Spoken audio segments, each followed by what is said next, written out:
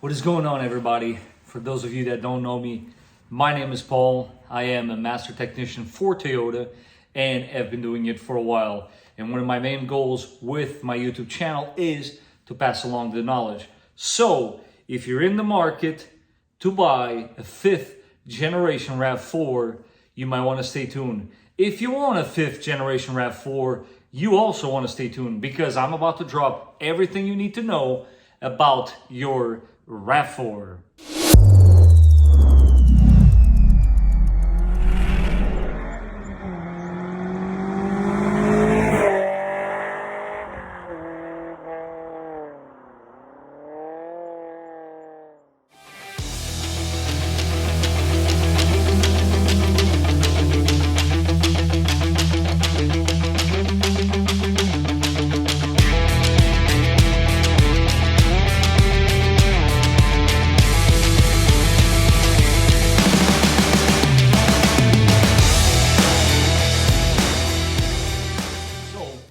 Start off in a positive note, and do please stay tuned for my final thoughts on this because it might not be what you're expecting, so do not miss it. Wrote a lot of notes here because I want to make sure you guys get all the information so that you can make the best decision, especially in this crazy used car market that we are faced with. Some of the highs that carry over from my very first review that I've done, it's exceptional gas mileage is got to be in the top of the list because there are not many SUVs with four-wheel capabilities like this one offers, super easy to use too, by the way, that can return 30 plus miles to the gallon. That's right, you can get yourself one of these and not have to worry about gas mileage. But let's carry on. The other one, reliability. I know, especially in this video, it might look otherwise, but again, stay tuned till the end and I'll let you know what I think about the 5th generation RAV4s. It is a comfortable ride. Again, these are questions that I posed to the owner, my wife, and she can attest to that. She does think this is a very comfortable ride, actually more so than my 4Runner, although she does love my 4Runner. We all do, don't we? Now, the next one, I think it's actually kind of funny.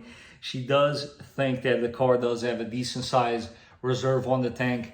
I know why she says that, because like some of you guys out there, when you see that gas light, you get all freaked out and you think, oh my, I better get to the gas station. Well, according to her, you still got a few miles left in there. So that's always very reassuring. We love, another point is, we love these Toyota all-weather floor mats. If you have kids, they are definitely a plus. They trap a lot of the dirt and they contain it and make it super easy to clean after the fact. And not to mention that as far as space goes on the interior, for a couple like us with 2 kids, it's been more than sufficient. Although now that the oldest is 4.5, it is starting to become a little tight in there, but is still very much usable. So if you have a small family like we do and you're looking for a nice, reliable car, RAV4 is most likely a very good option for you. So there's actually no way that I was going to include this scene into the video, but you know what? I want you guys to see. I mean, my wife literally lives out of this car. Most of the stuff she does for work, she has to carry with her, which is a good thing. I'm just trying to prove to you guys that although it is a bit on the smaller side, it's still getting things accomplished. She's using all of the cubbies. I think she can agree that those cup holders are great. But as far as wear on the passenger side, there's really nothing crazy to report here, but let's take a look on the driver's side. And coming around to the driver's side here, and there's definitely a few issues I want to bring to you guys' attention. We'll start off with the biggest one of them all. This is the biggest development, and it is definitely a low. As you guys can see here, something has happened with the, I don't want to call this leather because it isn't. It's probably more like a pleather that is covering the steering wheel, and it is peeling. I think this should not be happening. I'm not entirely sure why it did, but I have to, of course, include it in the video. A little nick here and there, but that's expected. And I want to be also honest with you guys, it does not have the 75. It has close to 70, but as clickbaits go, I don't think that's terrible. And continue along with the rest of the condition of the vehicle. This one is all right. We again love these cup holders, very spacious, and they hold, as you can see, big cups. And she's making, of course, full use of her armrest here, compartment. Heated steering wheel, I meant to say, and heated seats, which we do use, as you can see. And now maybe I can show you guys the condition of the seat after 70,000 miles, which I believe it's also important. A little bit of wear here, nothing crazy. I think when it comes to seat wear, it has a lot to do with the person. So this cannot possibly be one size fits all, but just be aware that there's definitely wear. wear. And yeah, but it's not terrible. I mean, perfectly fine. She somehow manages to fit this massive flashlight here that I'm sure she's not using as a flashlight. It's probably for other reasons, but that's aside the point. Let me show you guys the back seat, which I'm in the process of cleaning, but I think it's fair to show you guys that this car is being used fully with both car seats back here. The other one, I removed it to clean the car, but still spacious enough, although it's starting to get a little cramped up. So we are starting to look into a bigger vehicle, but we do have a 4.5-year-old and a 1-year-old. So for now, gotta say, the car is still doing what it was intended to do. So in the back seat here, there is definitely a point I want to make. By the way, that seat is pushed forward all the way, so that's why it looks spacious like this. But normally, that's roughly the space you got back here. It's okay for adults, for kids, perfectly fine. But the point I wanted to make actually is that we've had this car seat back here for about 4 years now. Yes, I do keep a couple of shirts for a reason, to try to prevent it from deforming the seat. And would you look at that? Other than the stain, there's really not much of anything going on here. You see a couple indentations there, but that's about it. The seat looks perfectly fine after 4 years. That, my friends, is really cool. If this was leather, I think the conversation would have been a little different. What do you guys think? Let me know in the comments down below. As I will demonstrate to you guys now, the trunk, after these many miles, still is working flawlessly. Aside from one little aspect that I'm going to bring to your attention now. Guys, check the torque on these screws. There's a very good reason for that. I've seen many cases in which the screws were either missing or loose. In my wife's case, this screw, when I inspected this, she told me the trunk wasn't working properly, was no longer there. I found that instead sitting right there. So just an FYI, just double check that, make sure that they're fine. But other than that, yeah, these trunks, they work perfectly fine and no issues so far. And it is doing its job as far as space goes. Although, like I said before, it is getting a little cramped up in here. As far as upkeep and under the hood here, there's only really a few things to bring into the table as far as this review. We are still, as you can see here, running the same battery. Please excuse all the dirt in the engine bay, but as I stated before, I'm trying to keep this as realistic as possible. I could and probably will clean this up at some point, but I haven't had a chance, so please forgive me there. Air filters, this is both for the engine and the cabin air filters. We change them every 20,000 miles, so we're good there. Oil changes every 5 religiously. I am still with the same drive belt, as you can see, still perfectly fine. I'm probably going to change it around 100,000. The only thing to bring into the table here is actually the shiny piece right there. This is your high pressure fuel pump, and I will leave there the customer support. I'm sure some of you already are familiar with that. I decided to go ahead and replace it. We were indeed getting a very, very small amount of fuel smell inside the cabin, which is usually experienced while you're driving on the highway. And that is nothing more, nothing less than a tiny, tiny vapor leak, like super small, that develops in this area. They redesigned the pump, threads are a little larger, and now no more leak there. But when I say leak, guys, I'm talking vapor-wise. And again, Toyota took care of it, so no worries there. It was done. under warranty. Other than that, nothing really new to report here. I did, of course, with the rear brakes, flush this brake fluid as you should. This brake fluid should be flushed, I would say, every 50,000 miles. I ended up doing it super late. I did it at 69, but as you can see, everything's copacetic, and she is running like she should. Let's not forget the coolant. I did flush that one at 60,000 miles, and yeah, it was actually in very good condition. But based on the mileage, you should also keep in mind that you should flush that fluid at 60,000 miles.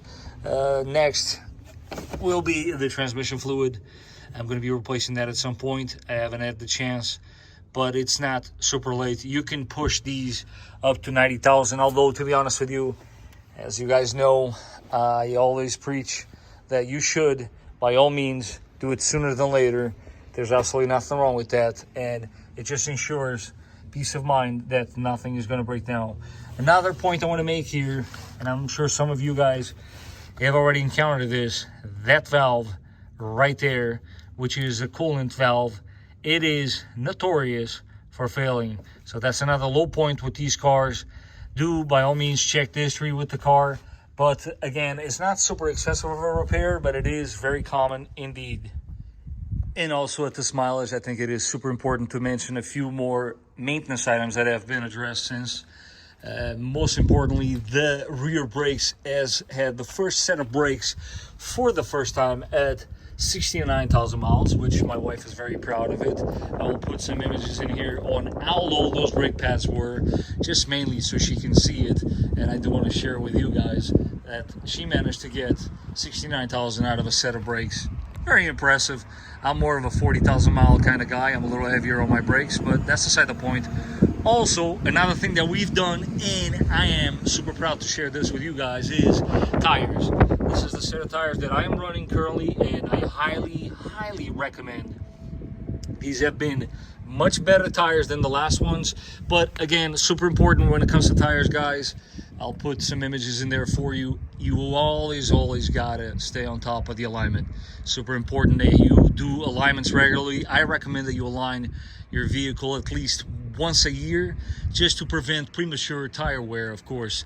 And last but not least, with the same vehicle, we did also replace both the front and rear differential fluids. As you know, the better care you take of your car, the car will return the favor and never let you down. And that to me has always been the motto. Do the maintenance and you'll be just fine. But there you have it. This has been a great car for the last 3.5 years.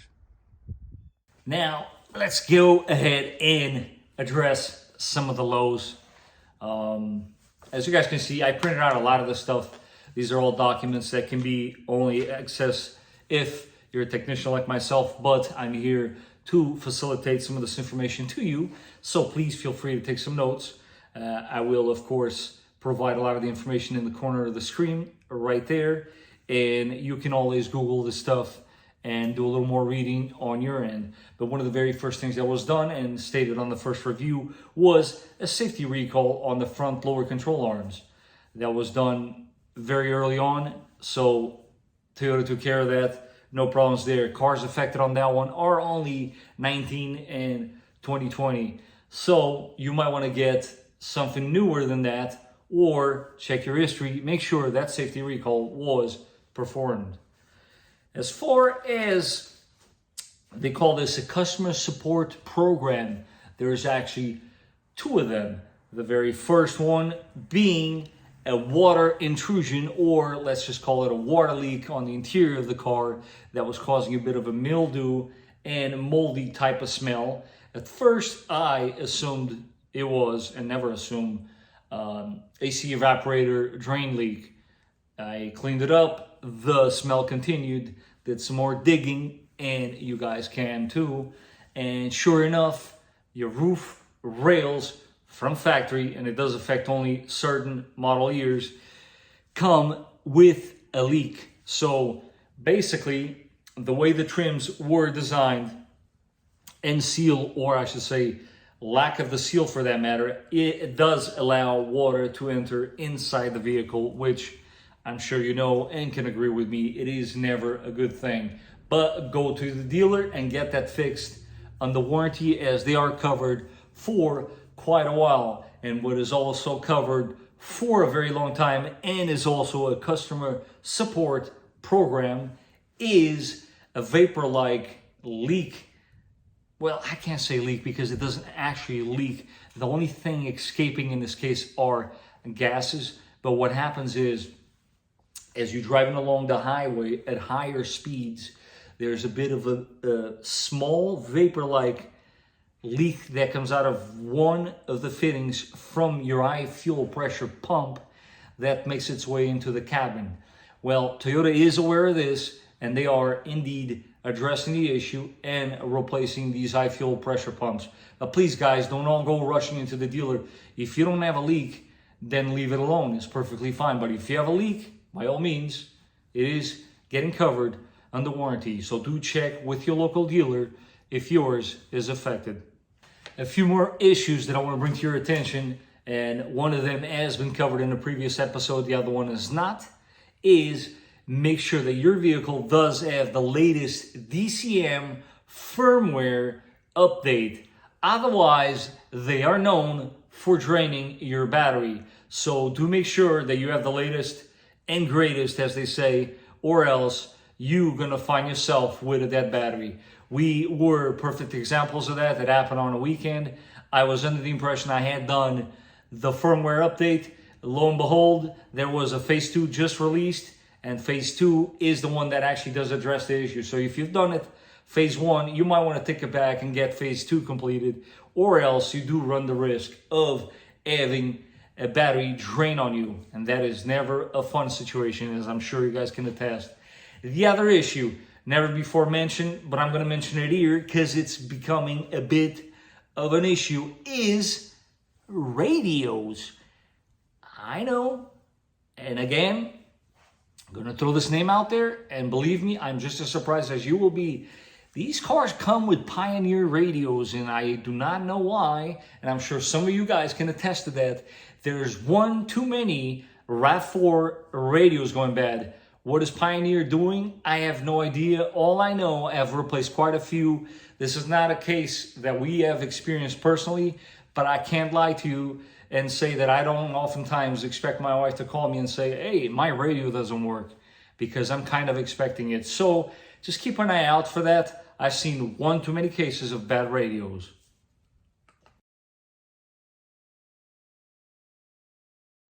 So what are my final thoughts on this? And I speak for my wife as well. Would we do it again? Absolutely. Without a doubt. It is a great car. I know I threw a lot of things at you guys. I basically want to educate you, and I want you to make your right decisions out there and be aware of what's going on from my perspective as I deal with these cars on a daily. And again, we have this one for 3.5 years. Would we do it again? Absolutely, 100%. Has it been some of the stuff annoying? For sure. Water leaks inside the car. Nobody wants to deal with that. Although it got fixed, no biggie. And again, the steering wheel issue, not gonna lie, it's a bit annoying. Please let me know in the comments down below if your steering wheel looks like this as well. I would like to know if this is common or if it's just really happening with our car. But that's that. I hope you guys found this video to be helpful. If you did, don't forget to smash that like button. If you haven't done so, please do subscribe, as I try to post a lot of information like this quite often. And until the next time, I hope you're enjoying your cars, and I will catch you guys on the next one.